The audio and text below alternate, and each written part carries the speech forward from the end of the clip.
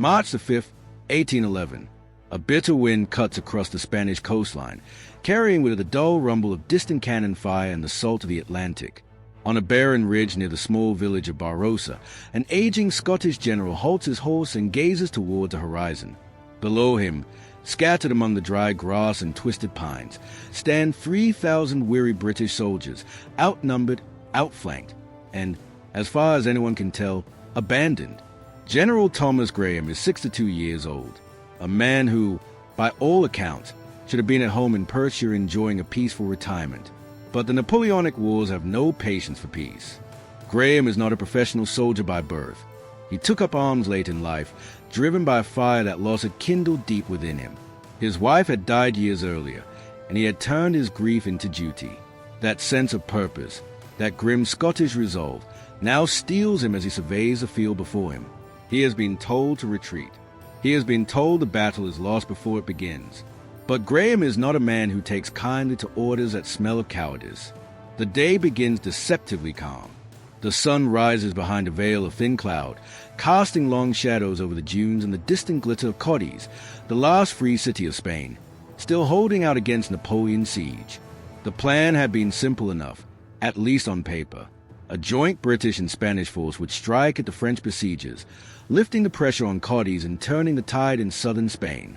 Yet, like so many plans in this war, it has unraveled in the fog of confusion and distrust. General La Pena, commanding the Spanish contingent, has withdrawn his troops, leaving Graham's small British division exposed. Whether through caution, arrogance, or fear, La Pena has abandoned his ally. Now Graham stands alone, his men scattered across miles of rough terrain, unaware that the enemy is marching straight towards them. Through his spyglass, Graham can see the French columns moving, dark lines twisting through the scrub, glinting bayonets catching the morning light. 9,000 of them, veterans of Austerlitz and Jena, commanded by Marshal Victor, one of Napoleon's most capable lieutenants. Their drums beat with mechanical precision, echoing off the hillsides like the heartbeat of some relentless machine. His staff officers murmur behind him, "Sir, the Spanish are gone. We're isolated." Graham lowers a glass. His expression doesn't change. Then we must make do with what we have. The wind shifts. The sound of the French advance grows louder. Graham knows he cannot outmarch them. To retreat would be to invite annihilation on the narrow coastal road. His men, burdened with packs and ammunition, will be cut to pieces by cavalry long before they reach safety. He looks again at the ridge, the high ground that dominates the road to Cadiz.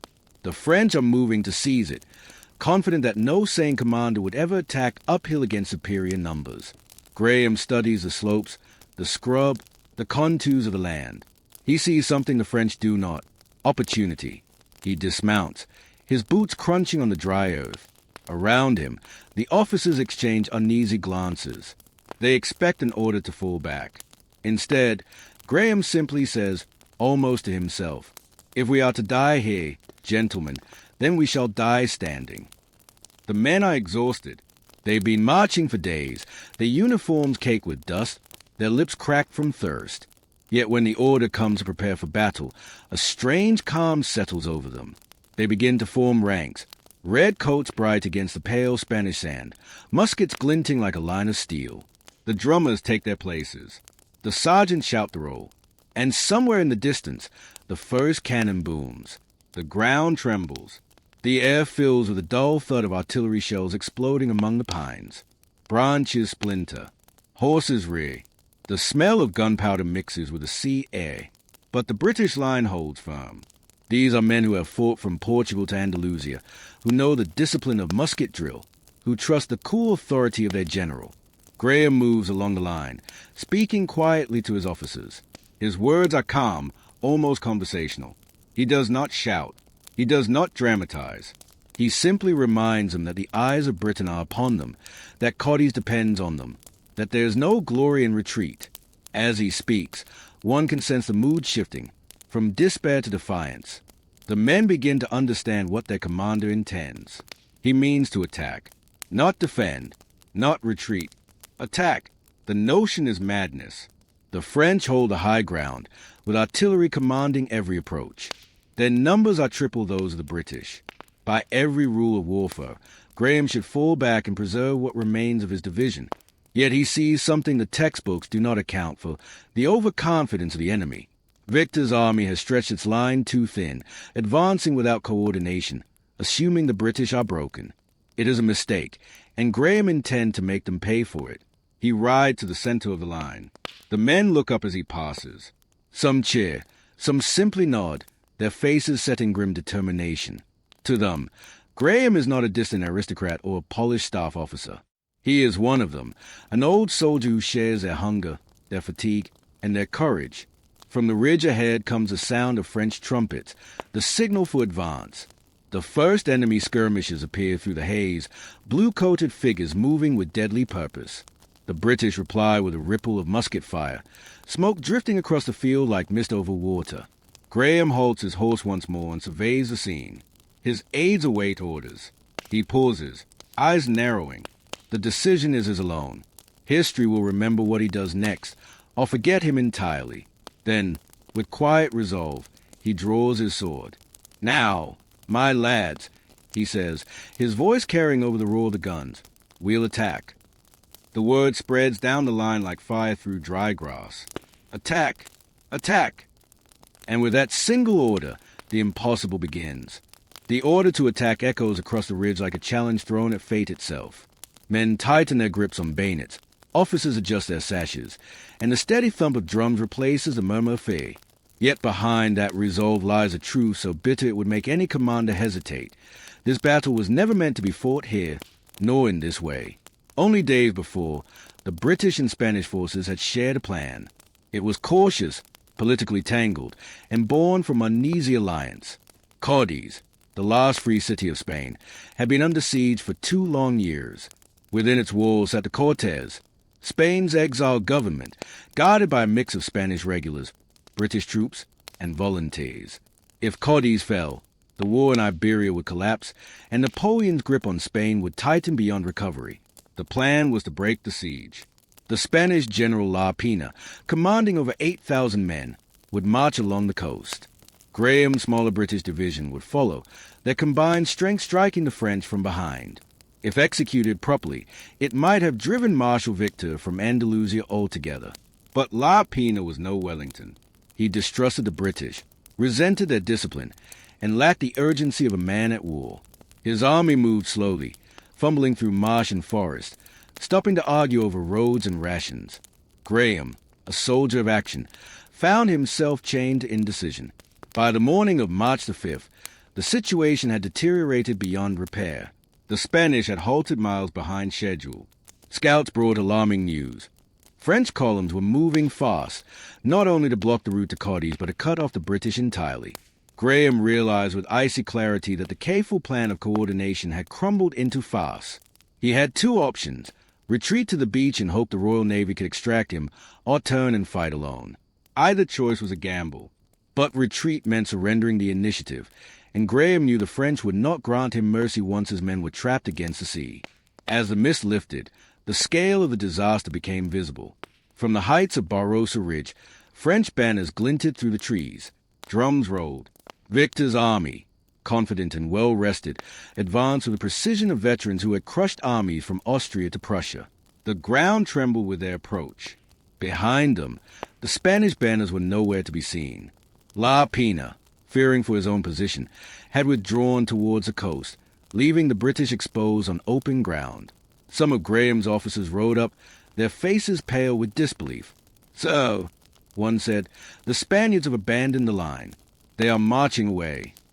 Graham looked toward the empty horizon. For a long moment he said nothing.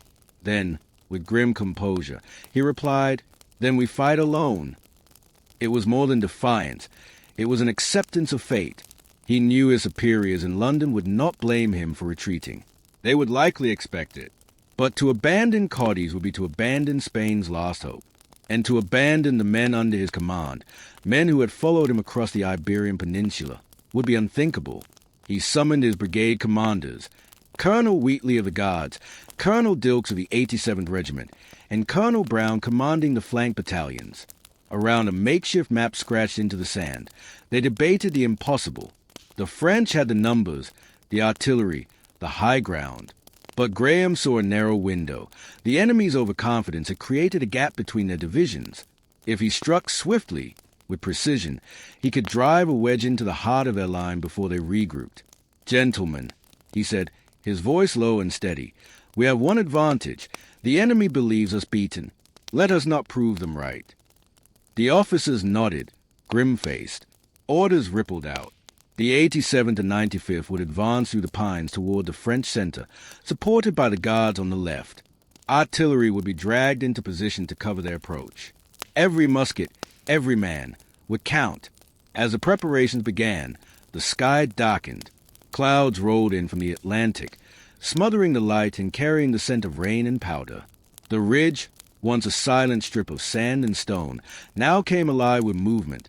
The rhythmic clatter of ramrods, the sharp calls of sergeants aligning ranks, the metallic click of bayonets locking into place. Somewhere among the ranks stood men like Sergeant Patrick Masterson and Ensign Edward Keogh of the 87th. Both young, both hardened by years of fighting, yet neither aware that within hours they would carve their names into history by capturing France's most sacred symbols of honor, the Imperial Eagles. But that lay ahead. For now, they waited, hearts pounding, as French cannon thundered from the heights. Each explosion shook the ground, sending fountains of dust into the air. The British soldiers stood motionless, the discipline drilled into them by years of war holding fast even as death fell from above. One officer remarked quietly, "This will be a slaughter." Graham heard him, and turned. "Then let it be a famous one." He rode once more along the line. Faces turned to meet him, men from every corner of Britain, Scots, Irish, English, Welsh. Some were veterans of Tillavaer and Busaco, others were scarcely more than boys. Yet all shared the same look, that quiet, fatalistic calm that comes to soldiers who know they have been left behind and who intend to fight regardless. In the distance, the French drums grew louder. The enemy was deploying, spreading along the ridge, preparing to sweep down upon the British flank. A lesser commander might have dug in, praying for rescue. Graham, instead, chose motion. He would strike first. He raised his sword, pointing toward the ridge where the French eagles fluttered in the gray light. "There," he said, "is your enemy. Up that hill lies honor or death. Take your choice." The bugles sounded. The line stepped forward, boots sinking into sand, muskets at the ready. The French saw movement and responded with a barrage of cannon fire. Shells burst among the trees, showering splinters and soil. Still the British came on, methodical, unbroken, relentless. For the men of the 87th and the Guards, every step was an act of defiance. They were climbing not only a hill, but the impossible itself. Each yard gained under fire was bought with courage. Each volley answered the thunder above. Behind them, Graham watched in silence. He knew the cost that was coming. Yet he also knew that this moment, this mad, glorious decision to turn and fight, might just alter the fate of the entire Peninsular War. The plan had collapsed. The alliance was in ruins. But on that windswept ridge above the Spanish coast, one old general had decided that history would not end in retreat. And with that, the Battle of Barrosa truly began. For a moment, silence hung over the ridge. The guns had paused. The smoke drifted like mist between the pines, and only the faint cries of wounded men broke the stillness. General Thomas Graham stood beside his horse, the sword still in his hand, its blade dulled by dust. Around him, his officers waited for orders, their faces drawn and pale. It was a kind of pause that only comes before something irreversible, the final breath before the plunge. Graham knew the odds. 9,000 French veterans stood before him, with cavalry and artillery commanding the high ground. His own men, barely 3,000, were scattered, weary, and already under fire. His Spanish allies were gone. The sensible course, the one any textbook or cautious general would recommend, was retreat, preserve the army, fall back to the coast, survive to fight another day. But Graham had seen too many retreats in this war. Too many brave plans turned to ashes because of hesitation. Too many chances lost to politics and pride. He was a man who believed that war punished the timid and rewarded the bold. And here, on this barren ridge above Cadiz, he faced the purest test of that belief. An aide approached, hat in hand. "Sir," he said, "the French are forming on the ridge. Their artillery is unlimbering. We cannot hold here. Graham turned to him slowly, his eyes sharp beneath grey brows. Then we shall not hold, he said. We shall advance. The word struck the air like a musket shot. Officers exchanged glances, uncertain if they'd heard correctly. Advance? Uphill? Against triple the number? It was madness. Yet as Graham spoke, there was a weight to his voice, not bravado, not desperation, but conviction. He moved to his map table, pinned beneath a rock to keep it from blowing away in the wind. The parchment was smudged with powder and dirt, but the terrain was clear enough. He traced his finger along the French line. Victor has overextended, he said. His left is too far ahead of his right. If we strike hard and fast at his center, we can split his force before he knows what happened. Once the ridge is ours, his artillery will be useless. He expects a retreat, so let's give him what he does not expect. The simplicity of the plan masked its danger.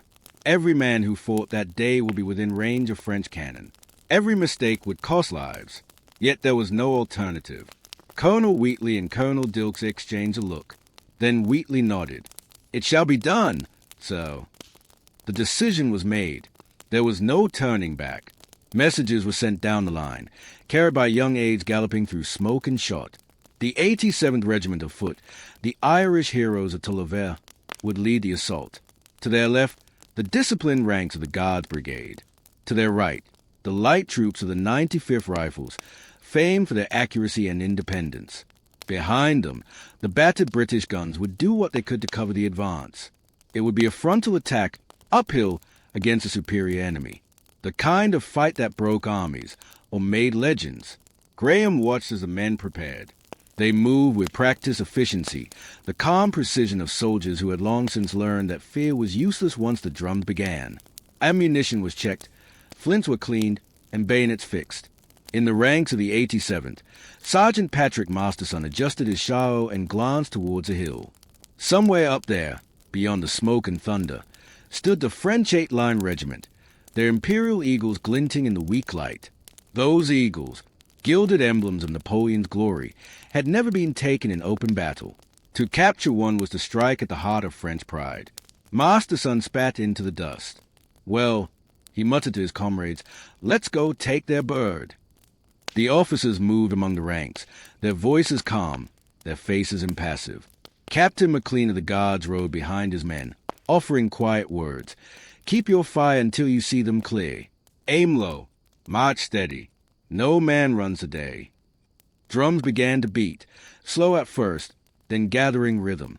The line moved forward. Graham remained behind, high enough to see the shape of the attack as it unfolded. The French guns opened fire again, the ridge erupting in flame and smoke. Shells burst among the advancing redcoats, tearing gaps in the line. Yet the ranks closed and pressed on. Each man knew his place.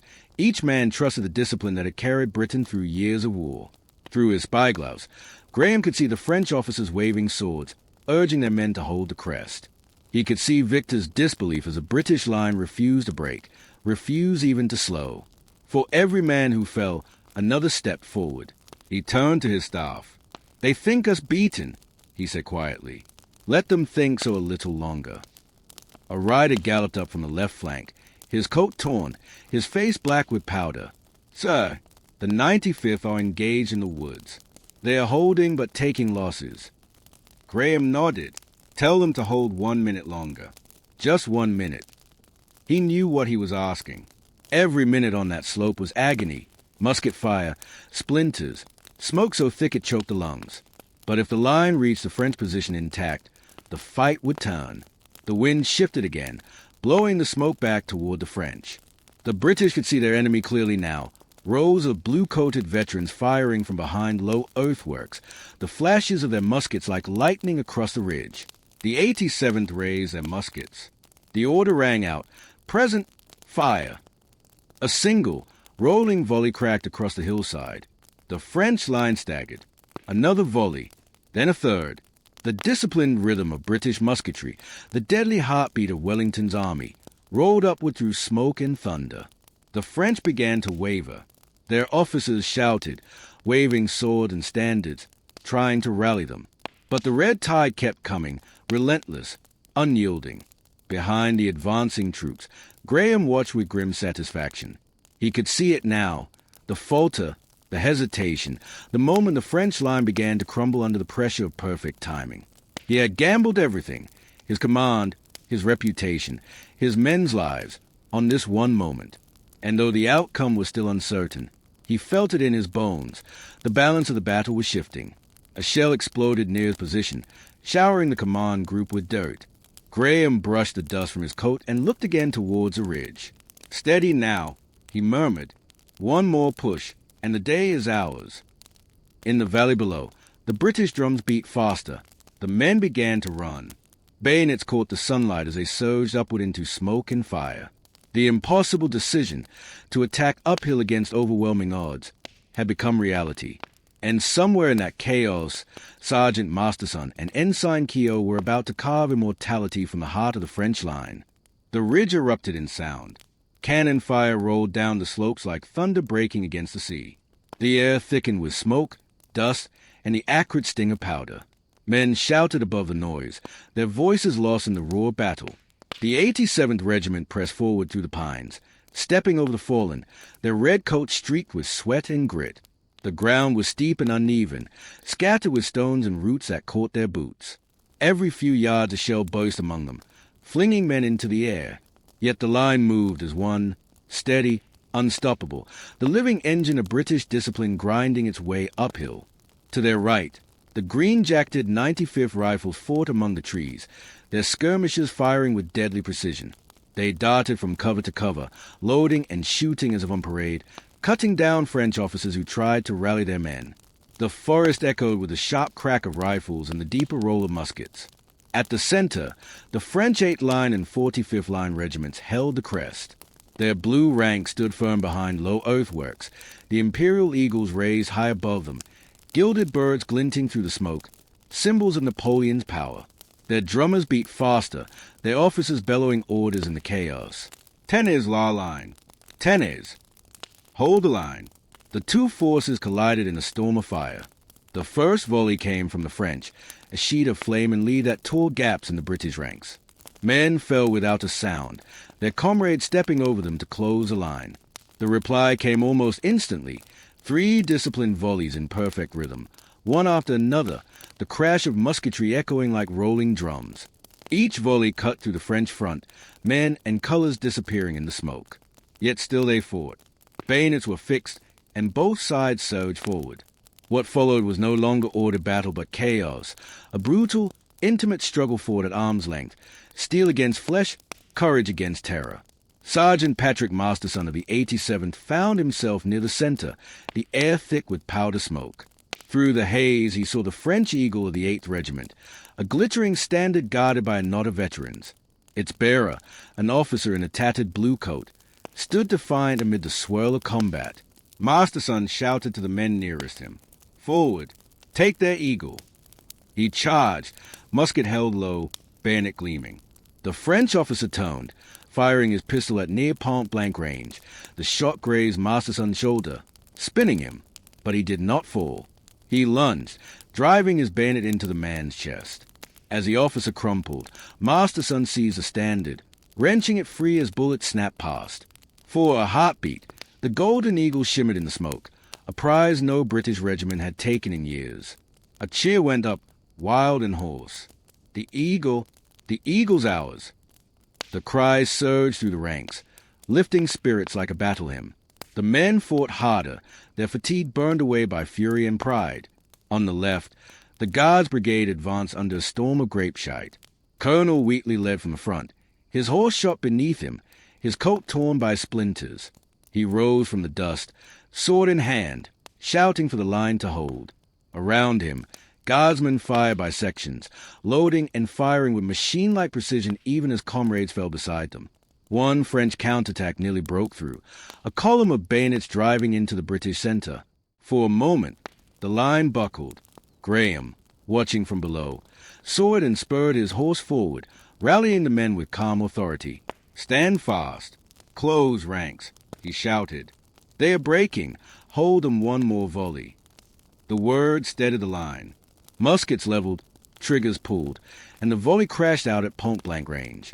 The French column staggered, hesitated, and then shattered. Men threw down weapons, some fleeing, others fighting to the last.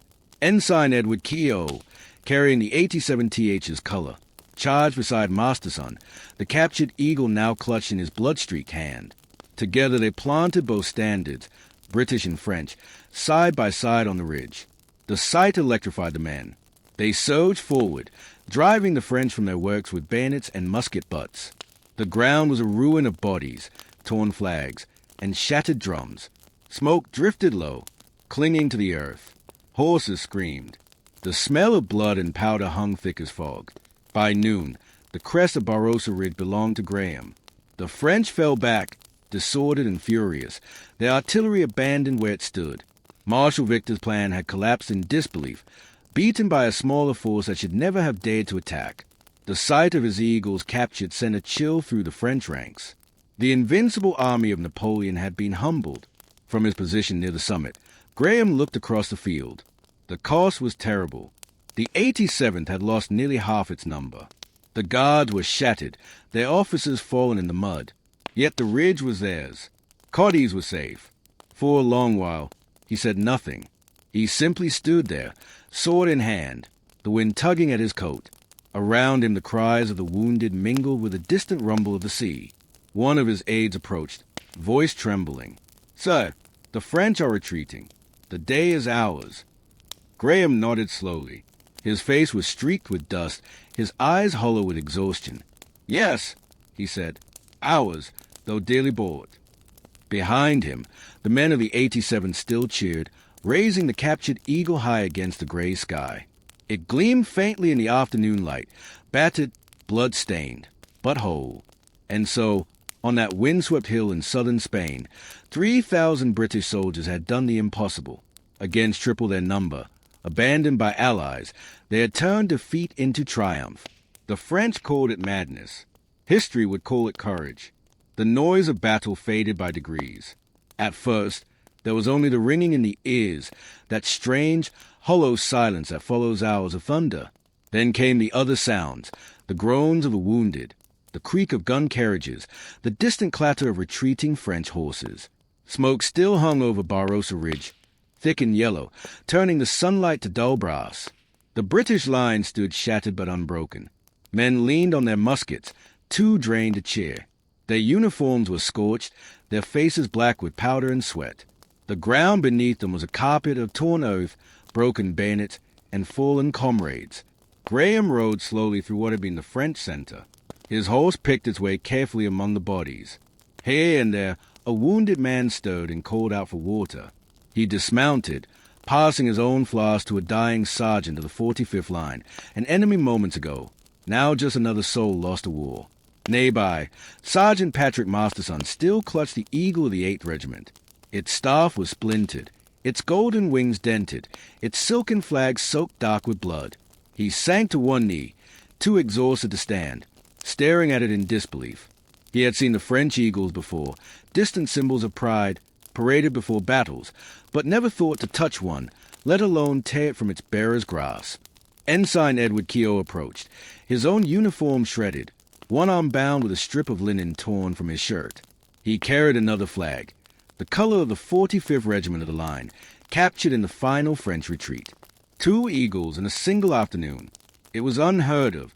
The 2 men exchanged a look, equal parts disbelief and exhaustion. "Do you think they'll believe it back home?" Keogh asked. Masterson managed a grin through cracked lips. "They'll believe it when they see it, and they'll drink to it for 100 years.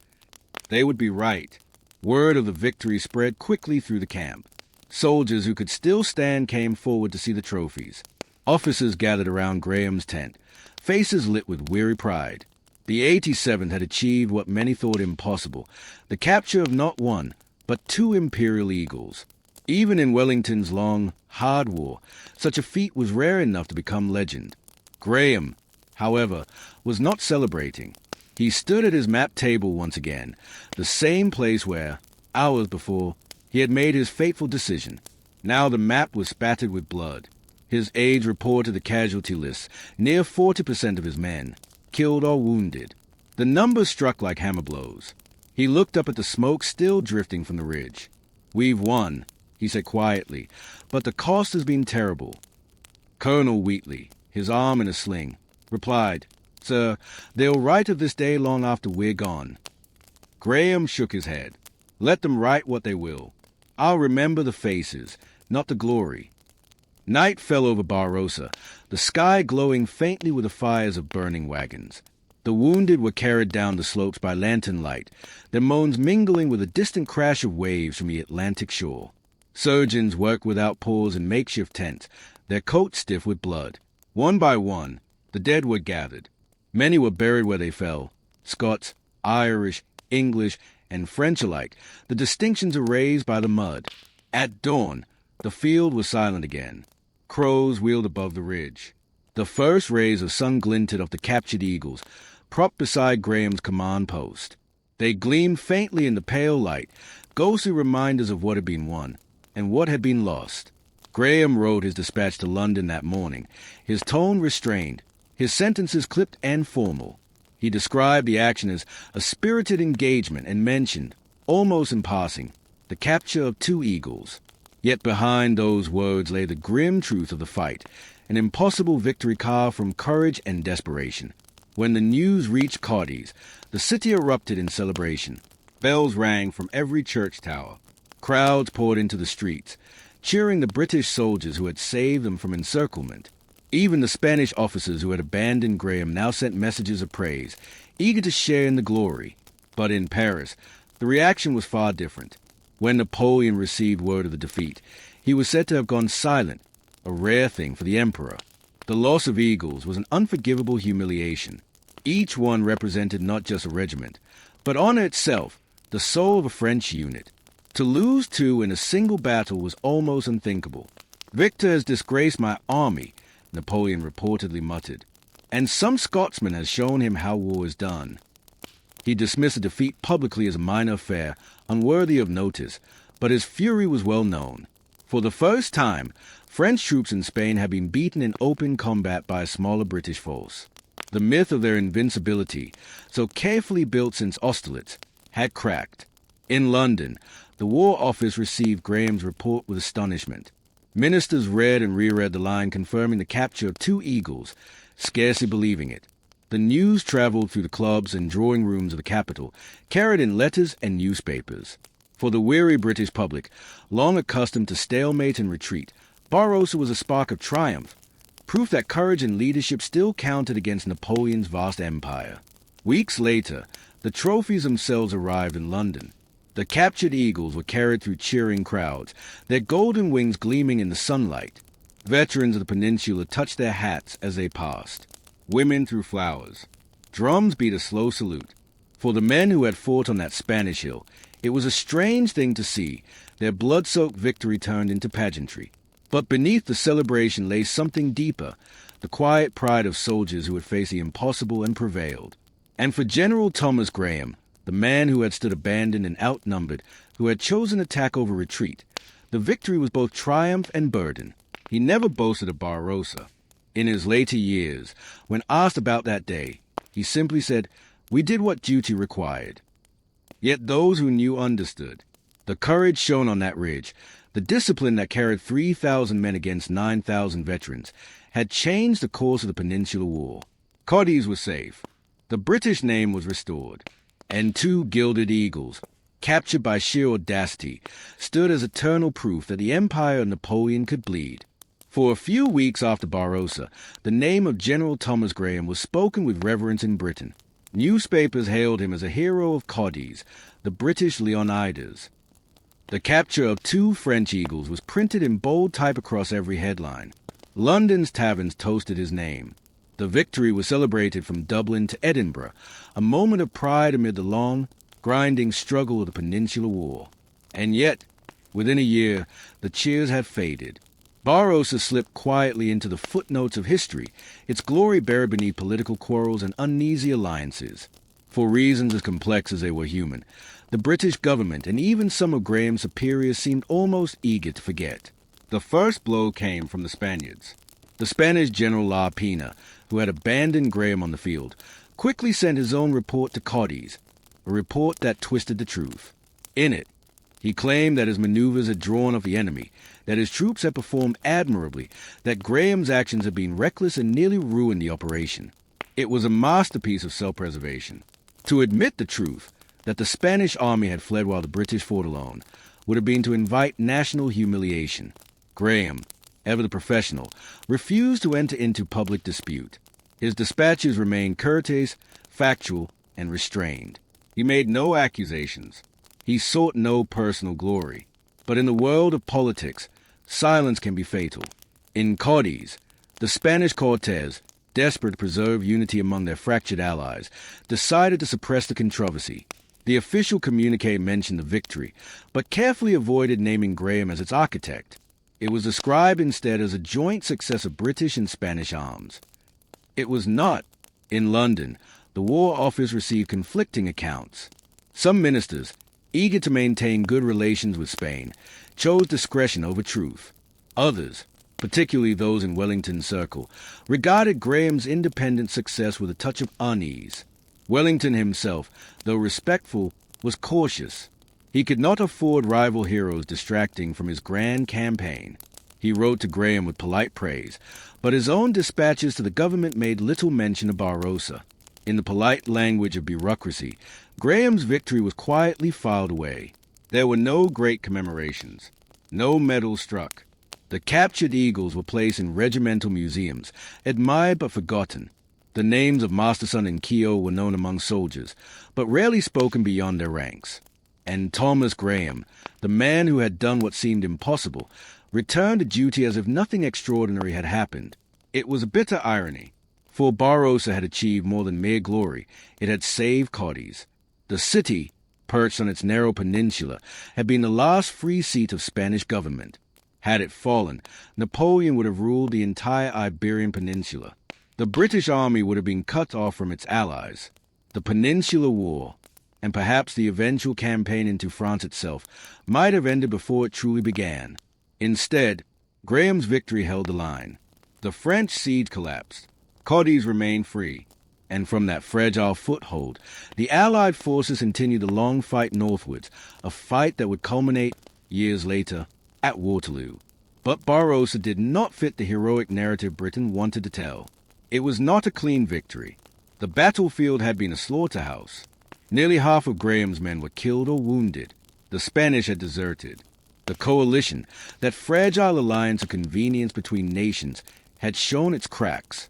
To celebrate Barrosa too loudly would have been to admit those uncomfortable truths. So history moved on. By 1812, Wellington had won at Salamanca, a sweeping victory that opened the road to Madrid. The newspapers forgot Barrosa and spoke instead of Wellington's genius, his cool composure, his grand strategy. Barrosa, fought by a mere 3,000 under a general not favored by Whitehall, seemed small by comparison. Even Graham himself did little to preserve his fame. He had not sought the army as a career. He had entered it late in life, after tragedy had taken his wife. For him, soldiering had never been about glory. It was about duty. When asked years later about Barrosa, he said simply, "The men won it, not I." In time, his modesty became obscurity. The great chroniclers of the Napoleonic era, Napier, Oman, Allison, mentioned the battle briefly, in passing, as a minor engagement on the road to greater things. Artists painted Salamanca, Vittoria, Waterloo. No one painted Barrosa. The very word faded from popular speech, replaced by the glamour of later triumphs. And yet, among soldiers, its legend endured. In the mess rooms of the 87th Regiment, later the Royal Irish Fusiliers, the story was told and retold, of Masterson's charge, of the captured Eagles, of Graham's order to advance when all hope seemed lost. Every new generation of officers knew the tale, handed down not from textbooks but from memory, like an heirloom of courage. One regimental toast survived long after the battle had been forgotten by history books. To Barrosa, where the few stood for the many. Even Wellington, years later, acknowledged its significance. It was one of the most brilliant actions fought by any troops in Peninsula, he said privately. But politics has no memory. And so Barrosa became what it remains today, a paradox, a victory that saved a city captured 2 eagles, and humiliated the French army, yet was left to gather dust in the margins of history. When we remember the Napoleonic Wars, we think of Waterloo, Salamanca, Tolover. But on that windy March afternoon in 1811, on a lonely hill above Cadiz, 3,000 men under an aging Scottish general did something no historian can ignore. They proved that courage and discipline could triumph against any odds, even when the world had already decided they would fail. Barrosa deserves to be remembered, not as forgotten skirmish, but as what it truly was, a masterpiece of leadership, resolve, and sacrifice. History has a way of choosing its favorites. Some victories are polished and preserved, their names carved into monuments, their heroes remembered in bronze and marble. Others, no less great, fade quietly into dust, left to be rediscovered by those who still care to look. The Battle of Barrosa belongs to the latter, on that windswept hill above the Spanish coast, far from the grand marches of Wellington and Napoleon. 3,000 men prove that victory is not measured by numbers, nor by fame, but by the will to stand and fight when reason says retreat. Thomas Graham was 62 years old when he made his stand. Too old, some said, for command in the field. He had no ambition for high office, no desire for medals or favor. What drove him was something simpler, the sense of duty that had guided him since youth. When his Spanish allies fled and his situation became hopeless, he chose to fight, not because it promised glory, but because honor demanded it. In that moment, Barrosa became more than a battle. It became a measure of the human spirit. Graham's men were not saints or legends. They were ordinary soldiers, farmers' sons from Ireland, laborers from Glasgow, miners from Cornwall, men who had marched hundreds of miles through hunger, rain, and disease. On that ridge, they stood shoulder to shoulder, firing, reloading, advancing through smoke and cannon fire, their world reduced to the crack of muskets and the pounding of their own hearts. And when the order came to fix bayonets and charge, they obeyed without hesitation. They climbed into fire, not because they thought they could win, but because their general had asked them to. That is the essence of courage. We often imagine courage as the absence of fear. It is not. True courage is fear mastered, the ability to act despite it. Graham and his men were not fearless. They were human. They simply refused to let fear dictate the outcome. Their victory did not change the war overnight, nor did it bring Napoleon to his knees. But it shifted something more profound, the perception of what Britain's army could do. After Barrosa, the myth of French invincibility cracked. Word spread across Europe. The British had beaten the Emperor's veterans in open battle, outnumbered 3-1. The moral effect was immense. In Cadiz, hope revived. Across Spain, guerrilla bands redoubled their resistance. And in London, the War Office began to believe that the struggle in the peninsula was not a hopeless drain of blood and treasure, but a fight that could be won. Without Barrosa, there might never have been Salamanca. Without Cadiz, there might never have been Wellington's triumph at Vittoria. Without the stand on that ridge, the story of the Napoleonic Wars might have been written very differently. Yet Graham asked for nothing. When honors were offered, he accepted them with quiet reluctance. When others sought to take credit, he remained silent. He served under Wellington faithfully, commanding divisions in later campaigns, but he never again fought a battle quite like Barrosa, one where the decision was wholly his, and the outcome wholly uncertain. In his later years, long after the guns had fallen silent, he returned to his home in Scotland. He built a small church in memory of his wife, whose death had first driven him into military service. Visitors would sometimes ask about his time in Spain. He would smile faintly and change the subject. The war, for him, was done, but his soldiers remembered. The 87th Regiment carried the captured Eagles on parade for decades, their colors embroidered with the word Barrosa. Every new recruit learned the story, how Sergeant Masterson had torn the first eagle from the enemy's hands, how Ensign Keogh had fallen beside the second. Their deeds became part of regimental tradition, passed from generation to generation. And though history books gave the glory to other fields, Salamanca, Vittoria, Waterloo, those who had fought under Graham needed no reminder. They knew that on that day in March 1811, courage had spoken more loudly than politics ever could. Today, few visit the site. The ridge still stands above the Andalusian coast, quiet now, dotted with pines and scrub. The sea rolls endlessly beyond, the same sea that carried Graham's ships from Cadiz. If you walk there at dusk, when the wind whispers through the trees, you can almost imagine the sound of drums in the distance, faint and fading, the echo of that 4-hour storm when 3,000 men changed the course of a war. Barrosa is forgotten by many, but not lost. For every generation must find its own meaning and courage. Some find it in great victories, others in private acts of duty unseen by history. But the lesson of Barrosa endures, that even when abandoned, outnumbered, and written off, men who stand their ground for honor can shape the destiny of nations. It is the same spirit that carried Wellington at Waterloo, Nelson at Trafalgar, and the countless unnamed soldiers who stood their posts in wars before and since. A lineage of defiance, a quiet, stubborn refusal to yield. And that, in the end, is why we tell these stories. Not to glorify war, but to understand the men who fought it, their fear, their resolve, their sacrifice. For on that March afternoon in 1811, amid smoke and blood and the cries of battle, a 62-year-old Scotsman named Thomas Graham looked up at an impossible hill and decided to climb it.